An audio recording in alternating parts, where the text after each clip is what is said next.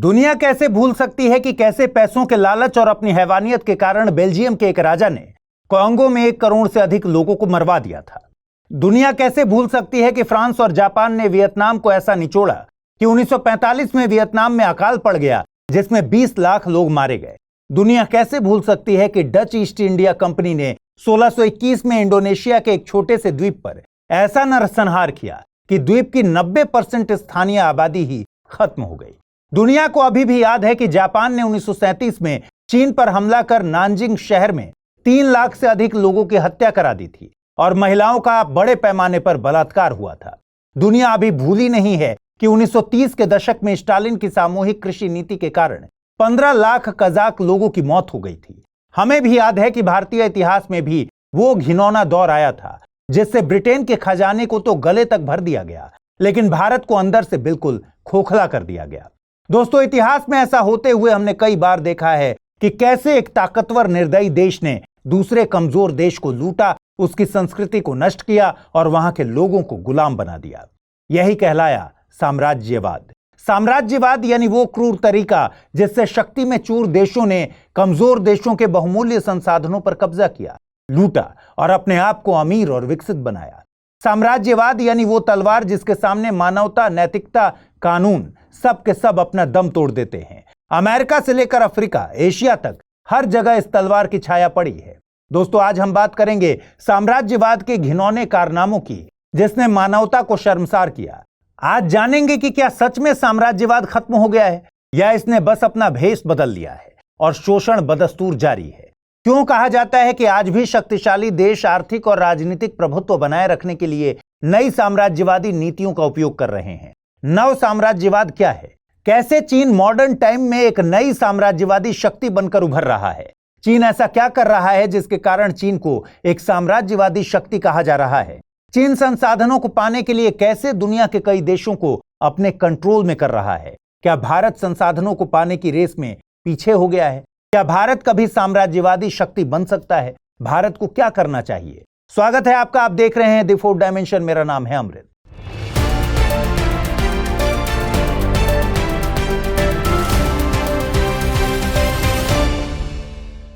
अगर आप आईएएस की तैयारी करते हैं तो आपके पास है एक सुनहरा मौका। आईएएस की संपूर्ण तैयारी को ध्यान में रखकर स्टडी आईक्यू लेकर आया है नया फाउंडेशन कोर्स, जिसमें आपको कराई जाएगी प्रीलिम्स से लेकर इंटरव्यू तक की पूरी तैयारी।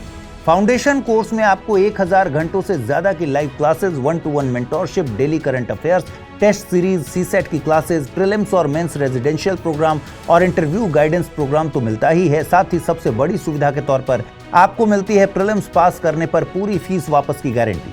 इसके अलावा टेस्ट में टॉप करने पर आपको हर महीने मिलेगा 11,000 रुपीज जीतने का मौका।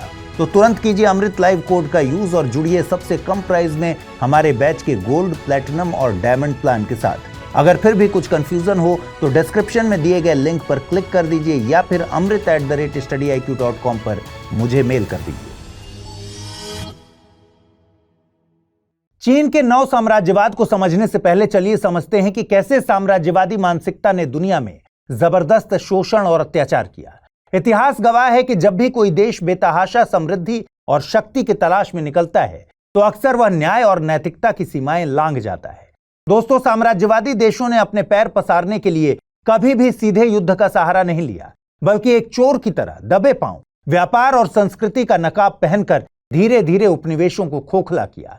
भारत में भी ऐसा ही हुआ। ब्रिटिश ईस्ट इंडिया कंपनी 31 दिसंबर 1600 को भारत आई थी तो सिर्फ ये एक प्राइवेट व्यापारिक कंपनी और इसका मकसद भी था सिर्फ पैसा कमाना, लेकिन 150 साल में इसने भारत को जीत लिया। 1757 में प्लासी की लड़ाई के बाद ब्रिटिश ईस्ट इंडिया कंपनी ने भारत को अपने शिकंजे में लेना शुरू किया और भारत को बना दिया एक गुलाम उपनिवेश।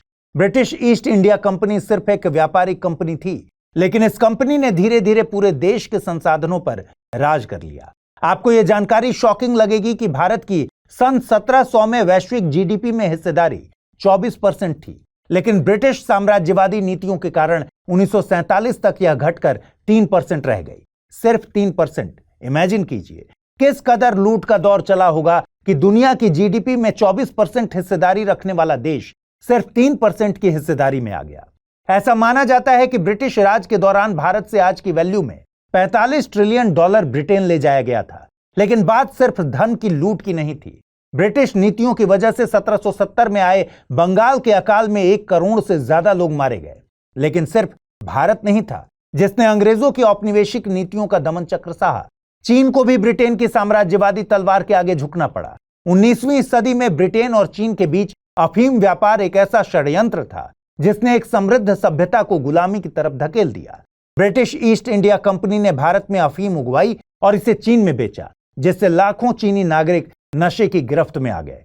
जब चीन ने इस अवैध व्यापार को रोकने की कोशिश की तो ब्रिटेन ने 1839 और 1856 में 2 अफीम युद्ध छेड़े। युद्ध में हारने के बाद चीन को ब्रिटेन से अपमानजनक संधि करनी पड़ी, जिसमें उसे हांगकांग को ब्रिटेन को सौंपना पड़ा और विदेशी व्यापारियों को भारी रियायतें देनी पड़ी।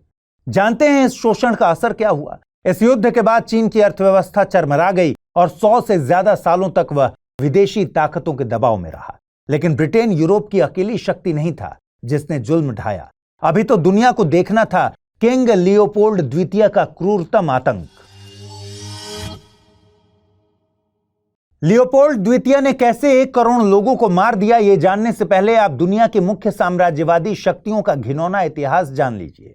एक और यूरोपीय साम्राज्यवादी शक्ति थी जिसने एशिया के छोटे से देशों में तबाही मचा दी थी, और यह था फ्रांस। 19वीं शताब्दी में फ्रांस ने वियतनाम, लाओस और कंबोडिया पर कब्जा किया, जिसे फ्रेंच इंडो चाइना कहा गया।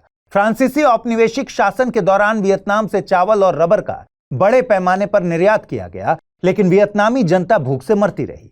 फिर द्वितीय विश्व युद्ध के दौरान जापान ने वियतनाम पर कब्जा कर लिया, लेकिन 1945 में जापान की हार के बाद फ्रांस ने दोबारा अपना नियंत्रण स्थापित करने की कोशिश की। फ्रांसीसी साम्राज्यवाद के खिलाफ लड़ते हुए हो ची मिन्ह ने वियतनाम को स्वतंत्र कराने का नेतृत्व किया, जो आगे चलकर अमेरिका वियतनाम युद्ध का कारण बना। फ्रांसीसी और जापानी नीतियों के कारण 1945 में वियतनाम में अकाल पड़ा और इसमें 20 लाख लोग मारे गए। वियतनाम ही नहीं, इंडोनेशिया ने भी साम्राज्यवाद का दंश झेला। डच ईस्ट इंडिया कंपनी ने 1602 में इंडोनेशिया पर कब्जा कर लिया और वहां के मसाला व्यापार पर एकाधिकार स्थापित किया। मसालों के एकाधिकार के चलते 1621 में इंडोनेशिया के बंदा द्वीप पर नरसंहार हुआ। डच गवर्नर जनरल जन पीटर जून कून ने बंदा द्वीप पर 1621 में 15,000 लोगों में से 13,000 को, यानी 90% स्थानीय आबादी को मार डाला। क्यों? क्योंकि वे मसाले की कीमतों को नियंत्रित करना चाहते थे।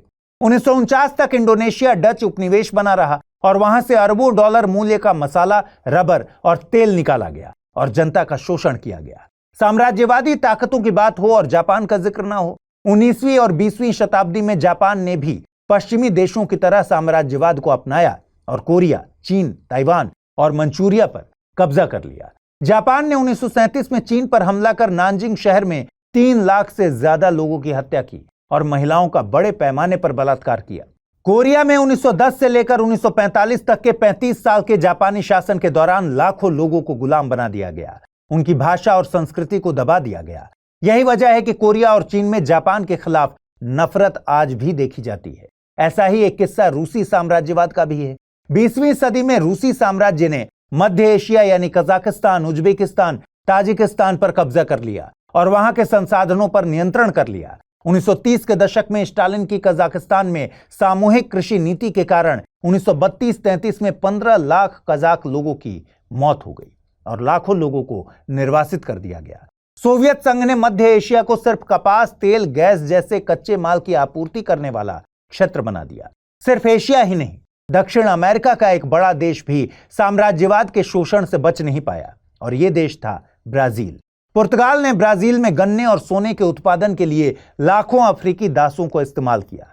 ब्राजील दुनिया का सबसे बड़ा गुलाम बाजार था। 40 लाख से अधिक अफ्रीकी दासों को यहां लाया गया। पुर्तगाल ने ब्राजील की प्राकृतिक संपत्तियों का शोषण किया और वहां के मूल निवासियों को खत्म कर दिया। अफ्रीकी दासों को ब्राजील में गन्ने के खेतों में अमानवीय स्थितियों में काम कराया जाता था और अक्सर वे 30 साल की उम्र से पहले ही मर जाते थे। 1822 में ब्राजील को स्वतंत्रता मिली, लेकिन नस्लीय भेदभाव और आर्थिक असमानता की जड़ें आज भी वहां देखी जाती हैं। दोस्तों, आप हमारे साथ बने रहिएगा क्योंकि आगे आने वाली है इतिहास के सबसे बड़े नरसंहार और साम्राज्यवाद के शैतान लियोपोल्ड द्वितीय की कहानी। यूरोप के देशों को साम्राज्यवाद का नशा चढ़ चुका था। उन्हें और जमीन, संसाधन और ताकत चाहिए थी। उन्हीं में से एक था बेल्जियम, और इसका शिकार बना अफ्रीका, एक ऐसा महाद्वीप जो सोने, हीरे और रबर जैसे खजानों से भरा पड़ा था। लेकिन अफ्रीका को क्या पता था कि यही दौलत उसके लिए सबसे बड़ा अभिशाप बनने वाली थी, क्योंकि अफ्रीका पर पड़ने वाली थी बेल्जियम के क्रूर राजा, साम्राज्यवाद के शैतान लियोपोल्ड द्वितीय की नजर। 1865 से 1909 तक राज करने वाले इस राजा की असीमित लालसाएं थी बेल्जियम को एक महान साम्राज्यवादी शक्ति बनाने की। लेकिन वो अपने साम्राज्य का विस्तार एक अलग ही तरीके से करना चाहता था, ऐसा तरीका जिसे दुनिया ने न कभी देखा था न सुना था। इस शैतान राजा ने किया कॉन्गो का सौदा। इसके लिए लियोपोल्ड द्वितीय ने संयुक्त राज्य अमेरिका और यूरोप के बड़े देशों को अपने पक्ष में कर लिया। वो चाहता था कि अफ्रीका के एक बड़े हिस्से को उसकी निजी संपत्ति के रूप में मान्यता दी जाए, और यह हिस्सा कोई छोटा मोटा नहीं था। यह आधुनिक समय के कॉन्गो लोकतांत्रिक गणराज्य के लगभग बराबर का क्षेत्र था। इस एरिया को इसने कॉन्गो फ्री स्टेट कहा, लेकिन हकीकत में यह फ्री नहीं था। यह दुनिया की एकमात्र निजी कॉलोनी थी। लियोपोल्ड द्वितीय ने खुद को इसका मालिक बताया ताकि वो इसे अपनी जागीर समझकर लूट सके। अपने इस नए साम्राज्य से लियोपोल्ड द्वितीय को खूब पैसा चाहिए था। शुरू में उसकी नजर हाथी दांत पर थी, एक बेशकीमती चीज जिससे मूर्तियां, गहने, पियानो कीज, नकली दांत और बहुत कुछ बनाया जाता था। इसके चलते इसने हजारों हाथियों को मरवा दिया। कुछ सालों तक हाथी दांत से ही लियोपोल्ड की तिजोरी भरती रही, लेकिन यह तो बस शुरुआत थी। इसका असली कहर अभी बाकी था। साल था 1890। दुनिया में एक नई चीज की डिमांड तेजी से बढ़ रही थी, और यह थी रबर। पहले साइकिल के टायर, फिर कारों के पहिए, फिर मशीनों में इस्तेमाल होने वाले बेल्ट, तारों की कोटिंग, हर जगह रबर की डिमांड बढ़ने लगी। लेकिन रबर के पेड़ लगाने में सालों लगते थे और लोगों को तुरंत चाहिए था रबर और रबर से बनने वाला पैसा। इस बीच कॉन्गो के घने जंगलों में रबर की जंगली बेलों से रबर निकालने का सबसे सस्ता तरीका खोज लिया गया, और इस मौके पर किसकी नजर थी? लियोपोल्ड द्वितीय की। और यहीं से शुरू हुआ मानवीय इतिहास का सबसे बड़ा शोषण। लियोपोल्ड द्वितीय ने अफ्रीका में अपना एक निजी साम्राज्य बना रखा था। उसकी 19,000 सैनिकों की एक निजी सेना थी, नाम था फोर्स पब्लिक। यह पूरे कॉन्गो पर हावी थी। ये सैनिक गांवों में घुसते, महिलाओं और बच्चों को बंधक बना लेते और गांव के पुरुषों को धमकाते, रबर लाओ वरना तुम्हारे परिवार को मार डालेंगे। जैसे जैसे रबर की मांग बढ़ी, अफ्रीकी पुरुषों के लिए कोटा सिस्टम बना दिया गया। पुरुष कई दिनों तक जंगलों में घूमते, नई बेलें तलाशते और रबर निकालते। लेकिन एक ऐसा टाइम भी आया जब बेलें खत्म होने लगी। तब मजदूरों का कोटा भी पूरा नहीं हो पाता था। इस सिचुएशन में फोर्स पब्लिक के सैनिक गोली चलाने में भी नहीं हिचकिचाते थे। लेकिन फोर्स पब्लिक के सैनिकों को अपनी हर गोली का हिसाब देना पड़ता था। अगर किसी सैनिक ने गोली चलाई तो उसे साबित करना होता था कि उसने किसी को मारा है। और यह साबित कैसे होता था? यह साबित होता था मरे हुए इंसान का कटा हुआ हाथ लाकर। लेकिन यह क्रूरता भी कुछ नहीं थी। कई बार ऐसा भी होता था जब सैनिक ने गोली चलाई और कोई मर नहीं पाया, तो अब गोली का हिसाब कैसे दिया जाएगा? गोली का हिसाब देने के लिए ये निर्दयी सैनिक जिंदा लोगों के हाथ काटकर सबूत के तौर पर पेश करते थे। इतनी क्रूरता की मिसाल कभी सुनी है आपने? लियोपोल्ड द्वितीय के समय कॉन्गो की पूरी अर्थव्यवस्था जबरन मजदूरी से चलाई जा रही थी। सड़कें बनवाने, लकड़ी कटवाने, नाव चलवाने, हर काम में गुलामों की तरह लोगों को झोंक दिया गया था। इससे अफ्रीका के इस एरिया में भुखमरी और मौत का तांडव फैल गया। पुरुषों को जबरन जंगलों में भेज दिया गया तो गांवों में खेती बाड़ी ठप पड़ गई। महिलाएं बंधक थीं, बच्चों को पालने वाला कोई नहीं था। लाखों लोग जंगलों में छिप कर रहने लगे जहां खाना नहीं था। बीमारियों और कुपोषण से हजारों लोग मरने लगे। अपनी क्रूरता और लालच से लियोपोल्ड द्वितीय ने सिर्फ 40 साल में कॉन्गो की आधी आबादी खत्म कर दी। 1880 में लगभग 2 करोड़ लोग थे, लेकिन 1920 तक सिर्फ 1 करोड़ बचे। यह मानव इतिहास के सबसे बड़े अत्याचारों में से एक था, जिसे लियोपोल्ड ने छिपाने की पूरी कोशिश की। शोषण इतना ज्यादा था कि 1908 में अंतरराष्ट्रीय दबाव के कारण बेल्जियम को अपना शासन समाप्त करना पड़ा। लेकिन कॉन्गो दशकों तक अस्थिरता और गृह युद्ध में फंसा रहा। आज जब हम कॉन्गो की गरीबी और संघर्ष को देखते हैं तो हमें याद रखना चाहिए कि इस देश को साम्राज्यवाद ने बर्बाद कर दिया था। अब सवाल है कि क्या आज चीन इसी राह पर चल रहा है?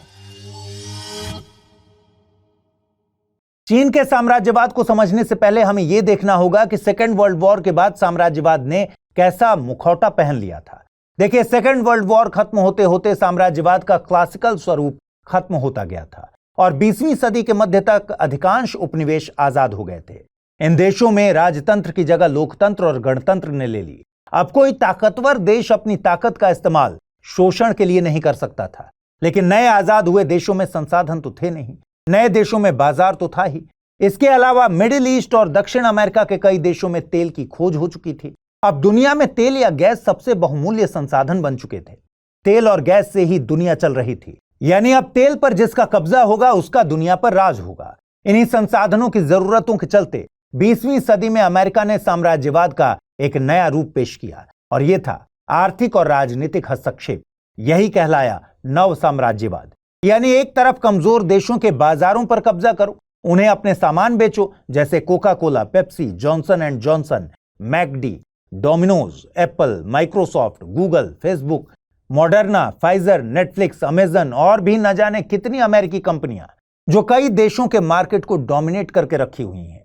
दूसरी तरफ देशों की आर्थिक नीतियां अपने हिसाब से मोड़ दो। इसके लिए तख्ता पलट भी करना पड़े तो वो कर दो। जैसे अमेरिका ने 1953 में ईरान में प्रधानमंत्री मोहम्मद मोसद्देक को हटाकर एक कठपुतली शाह को सत्ता में बिठा दिया, जिससे अमेरिकी तेल कंपनियों को फायदा हुआ। 1970 के दशक में अमेरिका ने साउथ अमेरिका में तानाशाहों को समर्थन दिया, जिससे लाखों लोग मारे गए और कई लोकतांत्रिक सरकारें गिरा दी गईं। 1973 में ही कथित रूप से अमेरिका ने चिली में सल्वाडोर ओएंदे की सरकार को गिराकर तानाशाह पिनोशे को सत्ता दिला दी। लेकिन तेजी से बदलती दुनिया में अब तेल गैस जैसे संसाधन बेशकीमती नहीं रहे। बदलती तकनीक ने तेल गैस जैसे संसाधनों को बौना कर दिया है और अब बैटरी जैसे क्लीन एनर्जी का जमाना आ गया है। और जो भी क्लीन एनर्जी मैन्युफैक्चरिंग में महारत हासिल कर लेगा, दुनिया उसी की मुट्ठी में होगी। इसी फैक्टर को चीन ने 20 साल पहले समझा और चीन बन गया आज का सबसे बड़ा नव साम्राज्यवादी देश। सवाल है, चीन ने ऐसा कैसे किया? साम्राज्यवाद की जड़ों में बहुमूल्य संसाधनों की हवस ही बैठी हुई है। अब तेल और गैस से भी वैल्यूएबल चीजें दुनिया में है। आज की दुनिया में mobile phone, laptop, electric car और बैटरियों को बनाने के लिए तांबा, कोबाल्ट, लिथियम और दुर्लभ पृथ्वी तत्व यानी रेयर अर्थ एलिमेंट्स जैसे खनिज बहुत जरूरी हैं। समस्या यह है कि ये खनिज दुनिया के कुछ ही देशों में मिलते हैं, इसलिए जो देश इन पर कब्जा कर लेगा वह भविष्य की तकनीकों पर राज कर सकता है। अब सवाल यह है कि चीन दुनिया के खनिजों पर कैसे कब्जा कर रहा है। आपको बताया मैंने कि साम्राज्यवाद का मतलब है कि एक देश दूसरे देश पर आर्थिक, राजनीतिक और सैन्य रूप से नियंत्रण स्थापित करता है। आपने कई न्यूज पढ़ी होगी कि चीन ने दक्षिण चीन सागर में कई द्वीपों पर कब्जा कर लिया है और वहां सैन्य ठिकाने बना रहा है। चीन दुनिया में तकनीकी नियंत्रण भी रख रहा है। चीन की 5G तकनीक और सुपीरियर AI कैपेबिलिटी का नमूना रिसेंटली दुनिया ने डीप सीक के रूप में देख लिया है। चीन दूसरे देशों को तकनीकी उपकरण और सॉफ्टवेयर बेचकर उन पर कंट्रोल बना रहा है। लेकिन इन सब में चीन की सबसे घातक स्ट्रेटजी है बेल्ट एंड रोड इनिशिएटिव। चीन ने अपने बेल्ट एंड रोड इनिशिएटिव यानी BRI के तहत कई देशों पर अपना आर्थिक नियंत्रण स्थापित किया है। चीन गरीब देशों को लोन देता है और जब वे लोन चुकाने में फेल हो जाते हैं तो चीन उनकी संपत्ति या संसाधनों पर कब्जा कर लेता है। उदाहरण के लिए श्रीलंका को हम्बनटोटा बंदरगाह चीन को लीज पर देना पड़ा। बेल्ट एंड रोड इनिशिएटिव के तहत ही चीन दुनिया भर में इंपॉर्टेंट खनिजों की खदानों पर कब्जा जमाना शुरू कर चुका है। चीन की यही रणनीति उसे एक नए साम्राज्यवादी देश का दर्जा दे रही है। सवाल है, आखिर यह सब कैसे कर रहा है चीन? चीन ने सन 2000 से अब तक 19 देशों में $56.9 बिलियन का निवेश किया है। ये देश मुख्य रूप से अफ्रीका, लैटिन अमेरिका और दक्षिण पूर्व एशिया में सिचुएटेड है। चीन इन देशों की खदानें खरीदकर उन खनिजों को सीधे अपने देश में भेजता है, जिससे दूसरे देश उस खनिज को इस्तेमाल नहीं कर सकते। कैसे कर रहा है चीन ये? चीन ने BRI के तहत बनाए गए बैंकों से खूब लोन दिए हैं। यहां तक कि चीन दूसरे देशों के बैंकों से भी लोन लेता है। इससे लोन देने का खतरा कम हो जाता है और चीन का नियंत्रण भी बना रहता है।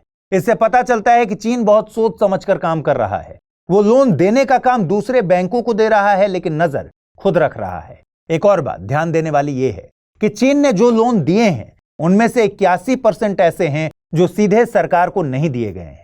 ये लोन उन कंपनियों को दिए गए हैं जिनमें चीन की हिस्सेदारी है। इससे क्या फायदा हुआ? इससे चीन को उन देशों के नियमों का पालन नहीं करना पड़ता और वो आसानी से खनिजों को अपने देश ले जा सकता है। आप यकीन नहीं करेंगे, लेकिन इन सभी स्ट्रेटजीज के चलते कोंगो में चीन की कंपनियों का कोबाल्ट के एक्सपोर्ट पर 51% का कंट्रोल है। ये कंपनियां वहां की सरकार को सड़कें और पुल बनाने के लिए भी लोन देती हैं और बदले में खनिज लेती हैं। इससे यह पक्का हो जाता है कि खनिज सीधे चीन की रिफाइनरियों में जाएंगे, जहां दुनिया का 73% कोबाल्ट और 59% लिथियम प्रोसेस किया जाता है। ऐसा तो है नहीं कि फंड्स सिर्फ चीन के पास हैं, फंड्स तो पश्चिमी देशों के पास भी हैं। फिर चीन ने ऐसा क्या अलग किया जिससे आज चीन खनिजों का सबसे बड़ा खिलाड़ी बन गया? यह खास ताकत है ज्यादा जोखिम उठाना। चीन पश्चिमी देशों से इसलिए आगे है क्योंकि वो ज्यादा जोखिम और लंबे समय तक पैसे लगाने को तैयार है।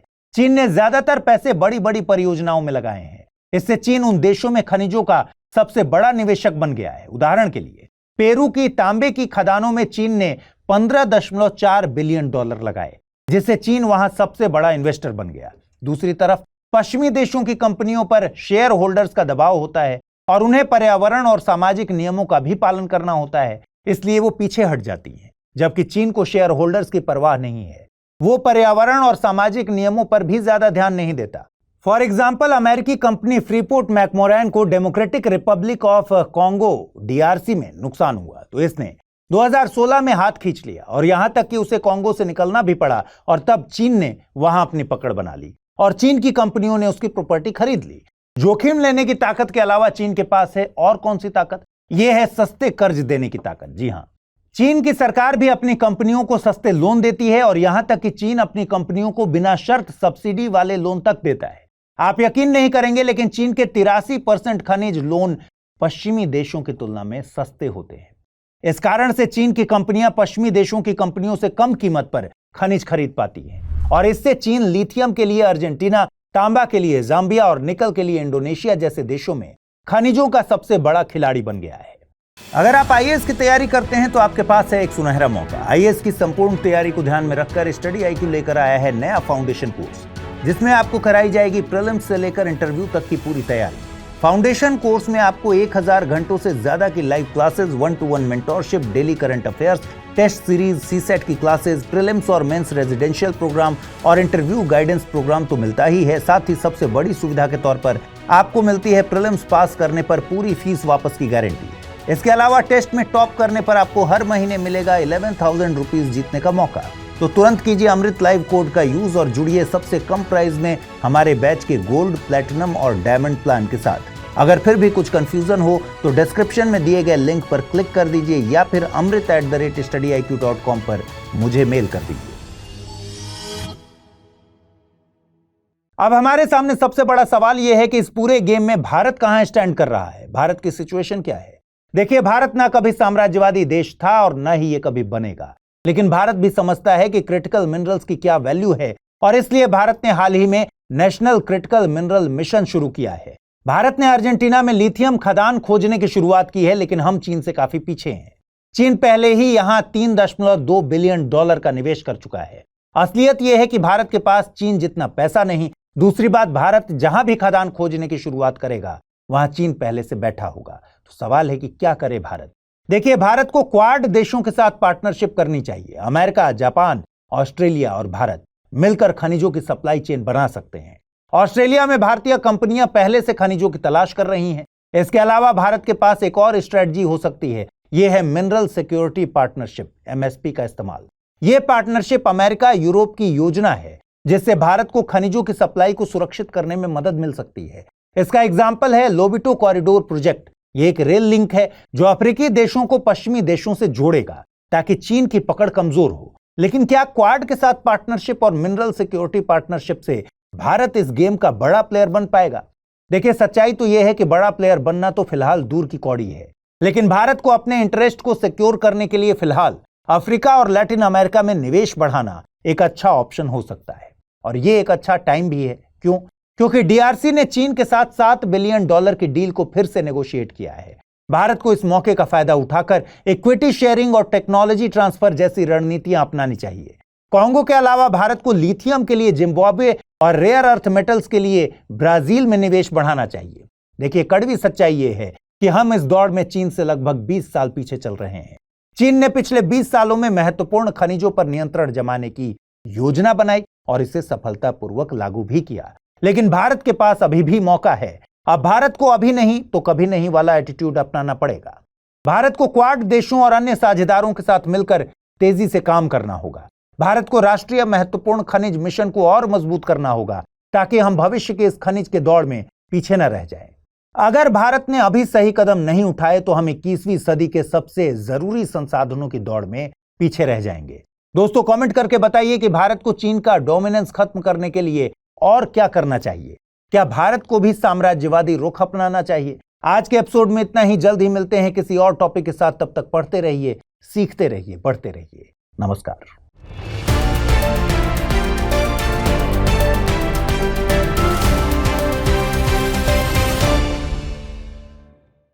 हिंदी में यूपीएससी की तैयारी से संबंधित प्रोग्राम्स को देखने के लिए सब्सक्राइब करें स्टडी IQ IAS हिंदी।